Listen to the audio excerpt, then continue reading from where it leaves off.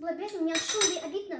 Прям şunday обидно. Даже жылыйсылар келе. Нәрсә булды тагы? Менә мен күп кеше әйтәм дә, ирең шундай тәмле передачада эшләгәчтен, көн саен тәмлешкәләр пешереп ашатадыр инде диләр. Көн саен сыйлыйдыр инде диләр. Ә син миңа вообще бер тәмле бер дә ашатканың юк. Юк, ашатам нәрсә кирәк, закажи, ашатам нәрсә. Чынлап? Әйе. Ә син миңа торт пешер. Телеңне итарлык булсын. Легко. Ләкин син миңа кымыш алам, син кухнядан чыгып тор, менә югалып тор. Ярар. Мин сиңа әзерлек. Бар, бар. Киттек. Ага.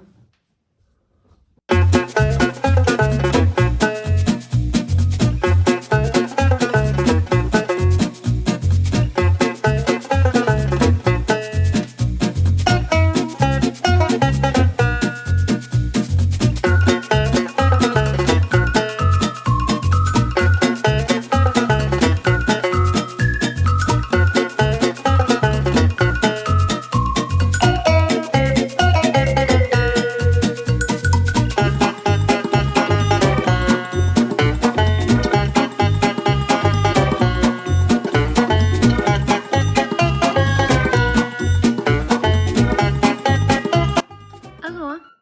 Алло? Алло, Лилия, hayırlı günler. Миңа срочно бүгін торт пішіріп бирегез әле, пожалуйста. Бик срочно кирәк. Буламы? Була. Ой, рахмәт, рахмәт. Киләм. Рәхмәт. Oldu tortunu koyarsın. Vay, rahmet, yaman sen.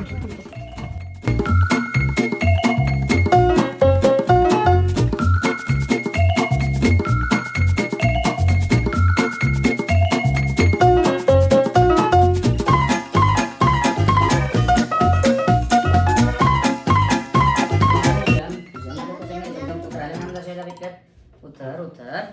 Hazır kuzingni aç. Ha? Oyuncak торт түгелмесең бу? Yo'q, shin, qarala sen mana. Үзе? O'zim sotib oldim. Ну ярар. Ой, еще да лучше. Коркмыйча ашарга була зато.